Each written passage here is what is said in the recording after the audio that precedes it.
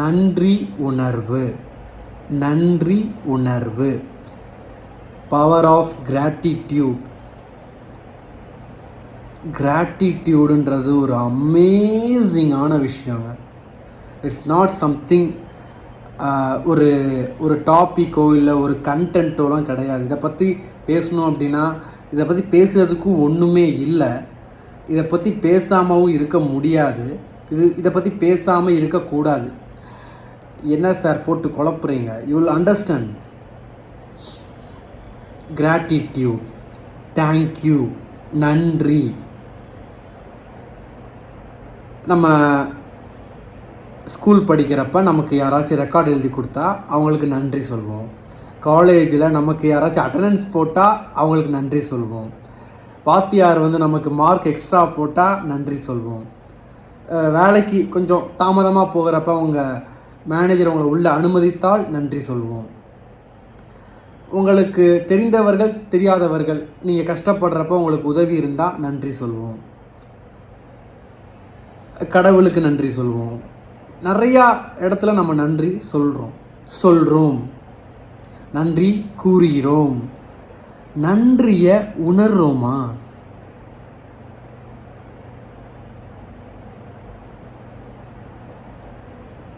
உணர்ச்சிகள்லாம் செத்து போச்சு அப்படின்றீங்களா?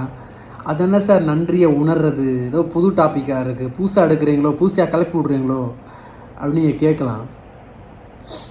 வார்த்தைகளால் சொல்லக்கூடிய நன்றிக்கு வேல்யூவே இல்லை. நல்லா அப்சர்வ் பண்ணி பாருங்கள். when people tell thank you இல்லை நீங்கள் சொல்கிறப்ப கூட இஸ் தேர் எனி மீனிங் கூட இருக்கும்.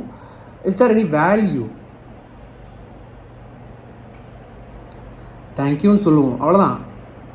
பட் எவ்வளோ பெரிய விஷயம் உங்களுக்கு நடந்திருக்கு அன்றைக்கி அந்த லைஃப்பில். அந்த விஷயம் நடக்காதப்போ யோசிச்சு பாருங்கள். அன்றைக்கி உங்களுக்கு உங்கள் காலேஜ்லேயே எடுத்துக்கங்களேன், அட்டண்டன்ஸ் உங்கள் ஃப்ரெண்டு ஒரே ஒரு அட்டண்டன்ஸ் போட்டாப்பில். அந்த அட்டண்டன்ஸ் அவர் போடலைன்னா உங்களுக்கு பேக்லாக். சரி, இது ஒரு பக்கம். பேக்லாக் மீன்ஸ் உங்களுக்கு அடுத்த இந்த எக்ஸாம் எழுத முடியாதுன்னு வைங்களேன். சரி, இன்னொரு இது எப்படி சொல்லலாம்னா, அன்றைக்கி தாமதமாக ஆஃபீஸ்க்கு வர்றீங்க, மேனேஜர் உங்களை உள்ளே விடலை அப்படின்னா யூ வில் பி ஃபயர்ட். நடக்கலாமா இல்லையா? இல்லை அன்றைக்கி சம்பளம் கட் ஆகலாம். சரி, ரைட்டு. உங்களுக்கு பாடம் நடத்துகிறாங்க, டீச்சர்ஸ், ட்ரெயினர்ஸ், கோச்சர்ஸ், யாராக வேணா இருக்கலாம். அவங்களுக்கு நீங்கள் தேங்க்யூ சொல்கிறீங்க. அன்னைக்கு நீங்கள் அது கற்றுக்கல அப்படின்னா வில் யூ பி க்ரோயிங்? சரி, இது ஒரு பக்கம். கடவுள் நிறையா இடத்துல நம்மளை பாதுகாத்து நம்மளை நமக்கு சில சோதனைகள் செய்து நம்மளை முன்னேற்றுவதற்காக நமக்கு நிறையா இடத்துல நமக்கு நம்ம கூட நின்று ஒரு மனித ரூபத்தில் வரலாம், இல்லை விலங்கோட ரூபத்தில் வரலாம், இல்லை செடி கொடிகளாக வரலாம். எப்படி வேணால் கடவுள் நம்மகிட்ட கம்யூனிகேட் பண்ணிகிட்டே இருப்பார். அப்போ கடவுளாக எடுத்துக்கோங்க, இல்லை யூனிவர்ஸாக எடுத்துக்கோங்க, நம்ம நன்றி சொல்கிறோம். அது நடக்கலைன்னா யோசிச்சு பாருங்கள்.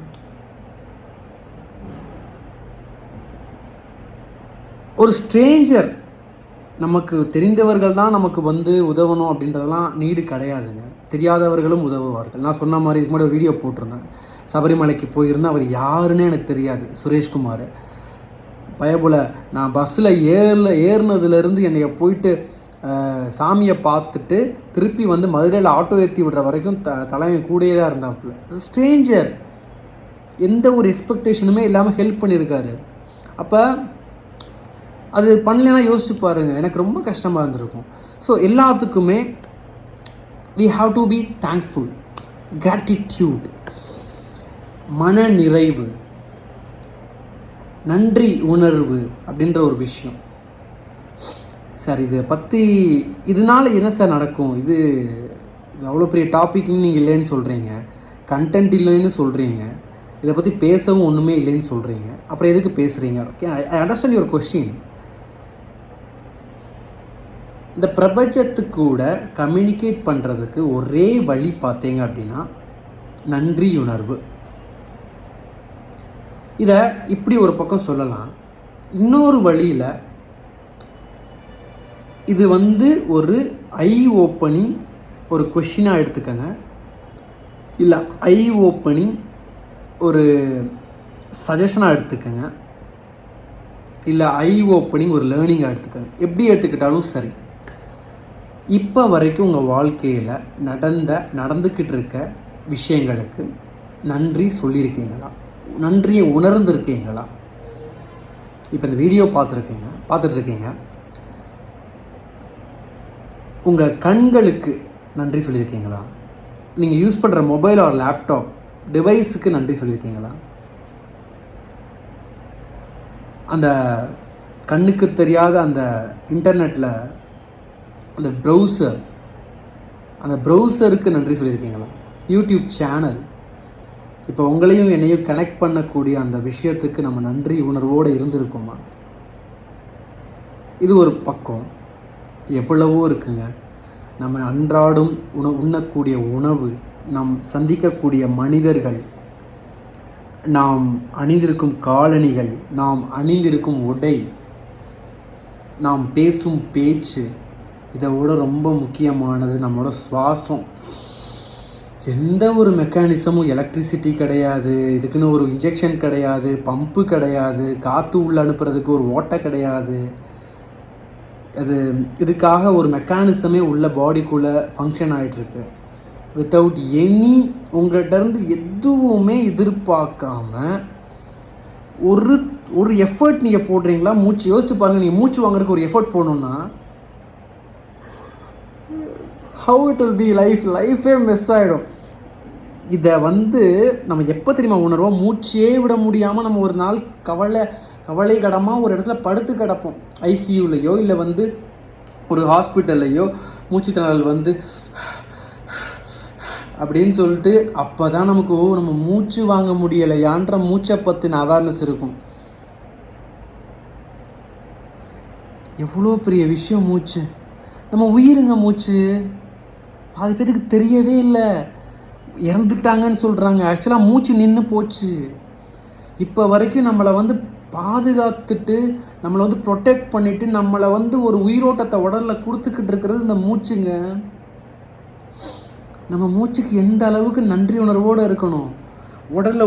உடலில் இருக்கக்கூடிய அந்த இரத்த அணுக்களுக்கு, நரம்புக்கு, கண்களுக்கு, மூக்குக்கு, வாய்க்கு, காது, முடி இல்லாமல் எத்தனை பேர் கஷ்டப்படுறாங்க. கல்யாணம் ஆகலை, திட்டுறாங்க, ஓட்டுறாங்க, வேலை கொடுக்க மாட்டாங்க முடியலன்னா.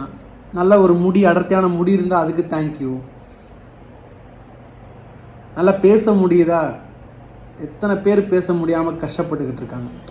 மற்றவர்களுக்கு கம்பேர் பண்ணணும்னு சொல்லலை, பட் இதெல்லாம் நமக்கு ஆல்ரெடி கிடைத்திருக்கு, நமக்கு படைக்கப்பட்டிருக்கு. இந்த கடவுள், இந்த யூனிவர்ஸ் நமக்கு கொடுத்துருக்கு.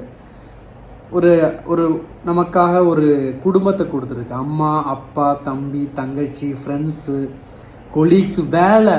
யாரோ ஒரு புண்ணியமாக என்றைக்கோ ஒரு கம்பெனி ஆரம்பித்து கஷ்டப்பட்டு சம்பாரித்து அவரோட ரத்தத்தை சிந்தி அவரோட உழைப்பை போட்டு சின்ன கம்பெனி, சின்ன நிறுவனத்தை பெரிய நிறுவனமாக ஆக்கி அதில் உங்களுக்கு ஒரு ஆள் வேலை கொடுத்து வச்சுருக்காங்கன்னா எந்த அளவுக்கு அந்த முதலாளிக்கு நம்ம விசுவாசமாக இல்லாட்டி கூட நன்றி உணர்வோடு அட்லீஸ்ட் இருக்கணுமா இல்லையா?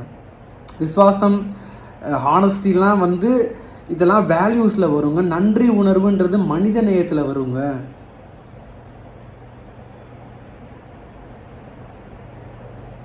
நம்ம மனிதர்களாகவே பார்க்குறது நிப்பாட்டிட்டோம்.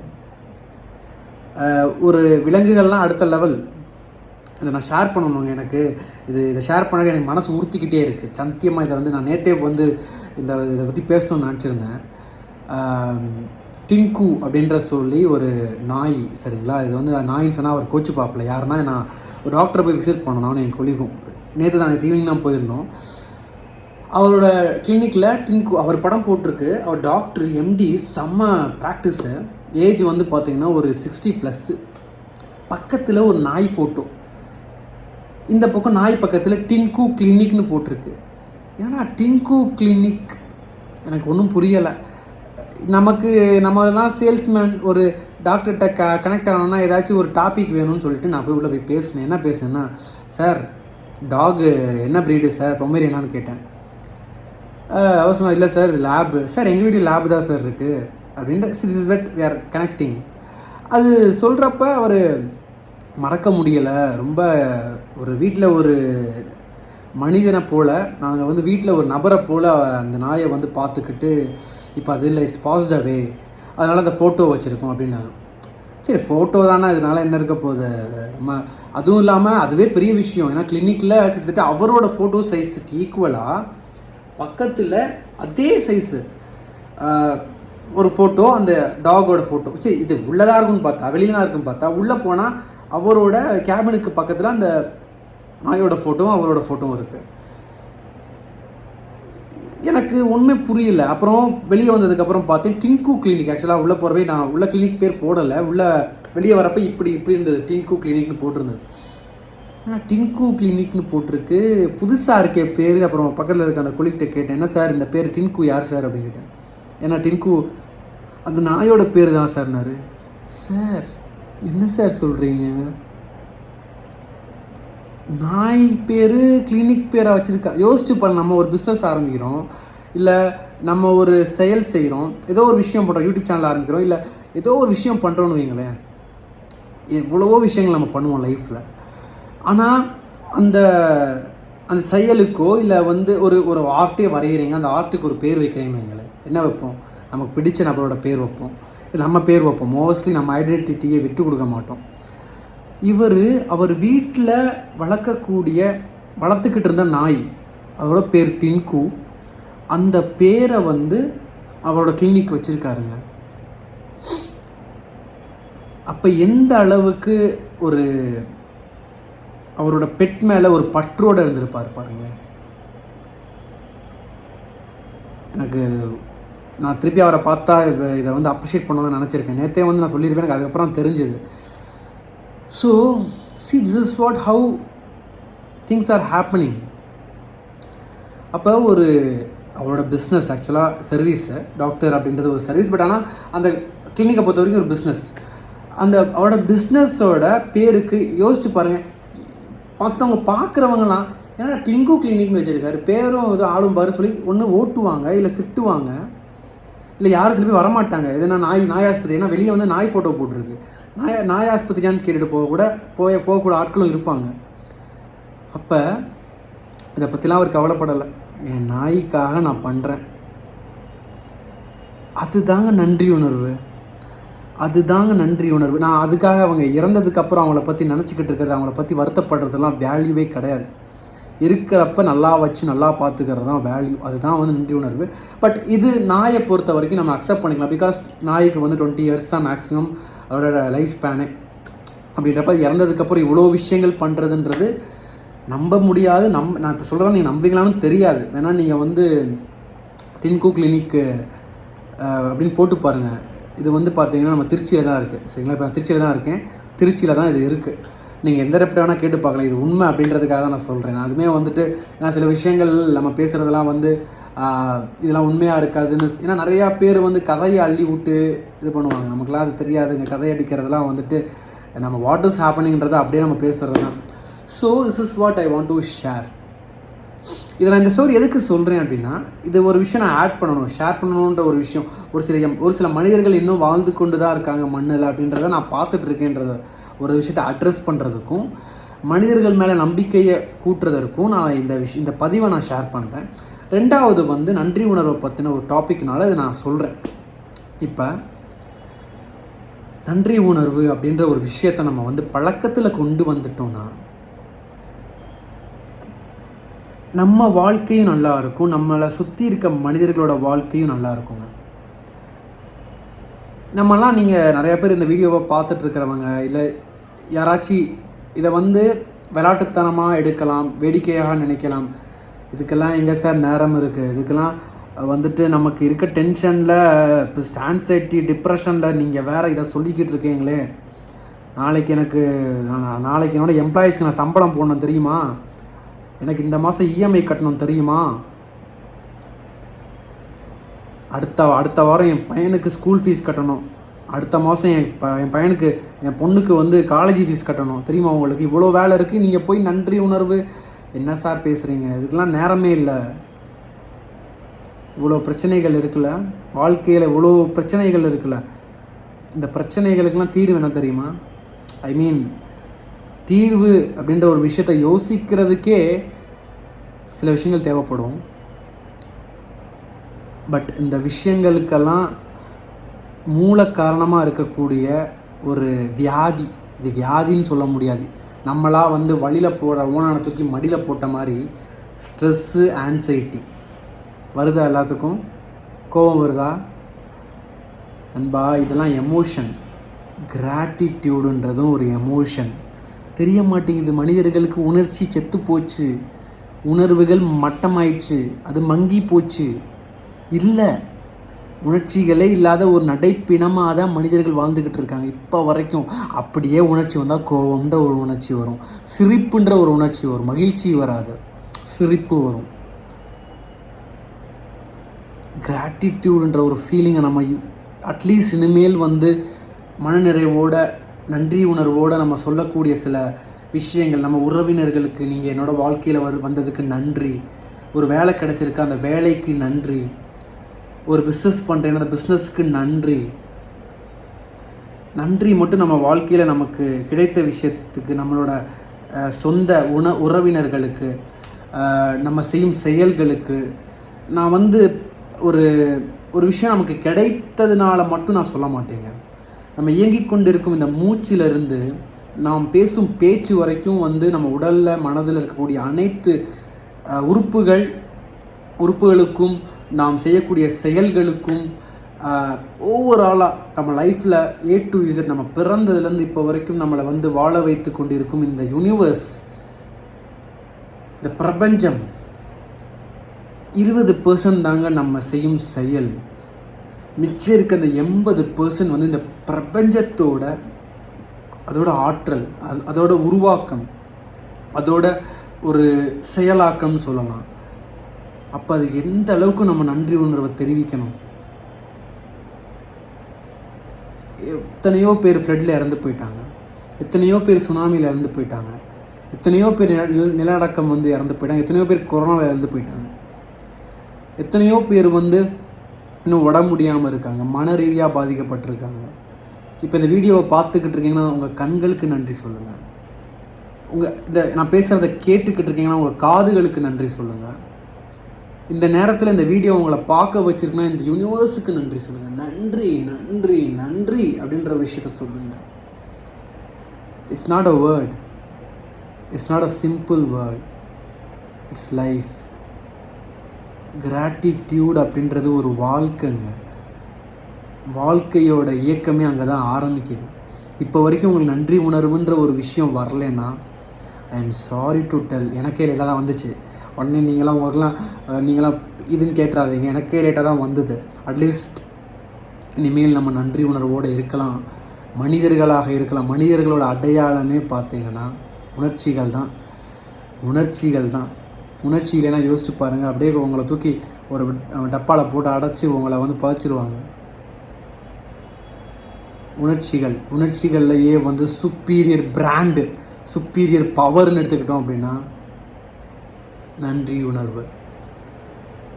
உங்கள் வாழ்க்கையில் நடைபெற்று கொண்டிருக்கும் அனைத்து விஷயங்களுக்கும் நன்றி கூறிட்டு, உங்களோட இருக்கும் உறவினர்கள் அனைவருக்கும் நன்றி கூறிட்டு, நீங்கள் செய்யும் செயல்கள் அனைத்திற்கும் நன்றி கூறிக்கொண்டு, உங்களுக்கு கிடைக்கக்கூடிய அனைத்து நன்மைகள், தீமைகள் எதாக இருந்தாலும் நன்றி நன்றி நன்றி நன்றி. நேரத்திற்கு நன்றி, நெருப்பிற்கு நன்றி, நீருக்கு நன்றி, ஆகாயத்திற்கு நன்றி, காற்றுக்கு நன்றி. நன்றி நன்றி நன்றி. ஐம்பூதங்களுக்கு நன்றி. நீர், நிலம், காற்று, ஆகாயம், பூமி, நெருப்பு. நன்றி நன்றி நன்றி. ஒவ்வொரு நாளும் எழுந்த உடனே எதுக்கெல்லாம் நீங்கள் நன்றி சொல்ல முடியுமோ சொல்லிட்டு எழுந்து பாருங்களேன். அந்த நாளே வேற லெவலுங்க. It's not a simple thing to explain by words. யோசிச்சு பாருங்கள், நன்றி உணர்வோடு ஒரு மனிதர் செயல்பட ஆரம்பிச்சிட்டோன்னா அவங்கக்கிட்ட ஏதாச்சும் குறை இருக்கும். எனக்கு இந்த குறை இருக்குன்னு யாரும் நமக்கு தெரியும். வாய்ப்பில்லை ராஜா, வாய்ப்பே கிடையாது. நன்றி உணர்வோட ஒரு மனிதன் செயல்பட ஆரம்பிச்சிட்டானா அவன்கிட்ட குறை இருக்குமா? சரி, குறை இல்லாத வாழ்க்கை எப்படி இருக்கும்? சொர்க்கமா இல்லையா? இதெல்லாம் சொன்னால் நம்ம people never take it people take it for கிராண்டட்ன்ற ஒரு பக்கம் இருந்தாலுமே they not even take actions for that. அதான் ரொம்ப ஒரு வருத்தப்பட வேண்டிய ஒரு விஷயம்.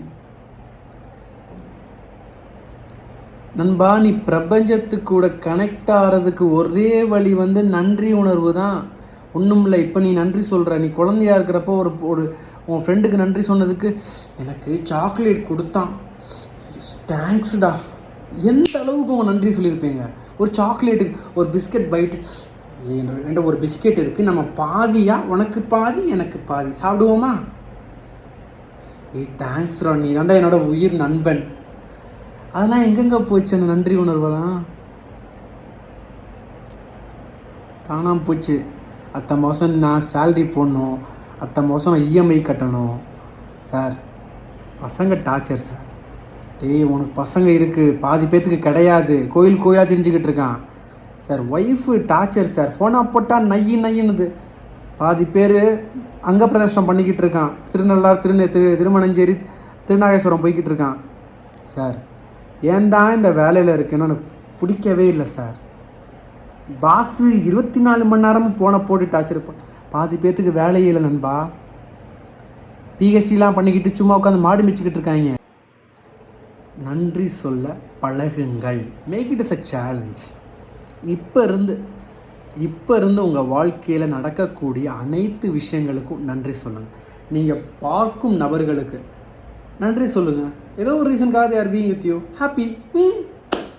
நீங்கள் பேசும் பேச்சுக்கு நன்றி சொல்லுங்கள். இப்போ என்னை பார்த்துக்கிட்டு இருக்கீங்களா? நன்றி சொல்லுங்கள். Thank you Anand Ganesh, thanks for sharing an amazing. ஒரு வேல்யூ ஆட் பண்ணதுக்கு நன்றி அப்படின்னு சொல்லுங்கள். இல்லை, நன்றியை வேறு மாதிரி தெரிவிக்கலாம். இது ஒரு 4 பேர்த்துக்கு அனுப்பிச்சி விட்டு அவங்களுக்கு அந்த நன்றி உணர்வை யூ கேன் ஸ்ப்ரெட். ஸோ இந்த மாதிரி விஷயங்கள்லாம் பண்ணி ஒரு நன்றி உணர்வை நம்ம பகிர்ந்துக்கலாம், நன்றி உணர்வை வெளிப்படுத்தலாம். These are the ways. This will change your life நண்பா. உங்கள் வாழ்க்கையை இது மாற்றும். குறைகளற்ற வாழ்க்கை வாழணும் அப்படின்னா ஒரே வழி நன்றி உணர்வை வாழ்க்கையில் கொண்டு வர்றது மூலியமாக தான் நடக்கும். வேறு ஆப்ஷனே கிடையாது. இருக்கவங்ககிட்ட ஒரு ஆப்ஷன்ட்டு தான் சொல்லுங்கள் நண்பா, தெரிஞ்சுக்கலாமே. ஒரே வழி பிரபஞ்சத்துக்கு கூட கனெக்ட் பண்ணணுன்னாலும் நன்றி உணர்வு தேவை. நாம் நிம்மதியாக, அமைதியாக, மனநிறைவோடு வாழ வேண்டுமென்றால் நன்றி உணர்வு தான் ஒரே வழி. இதை உங்களுக்கு உணர்த்தி உங்களுக்கு உங்கள் வாழ்க்கை அடுத்த நிலைக்கு நீங்கள் உயரணும் அப்படின்ற ஒரு இன்டென்ஷனோட இந்த வீடியோவை நான் கம்ப்ளீட் பண்ணுறேன். தேங்க்ஸ் ஃபார் வாட்சிங். நன்றி. பாய்.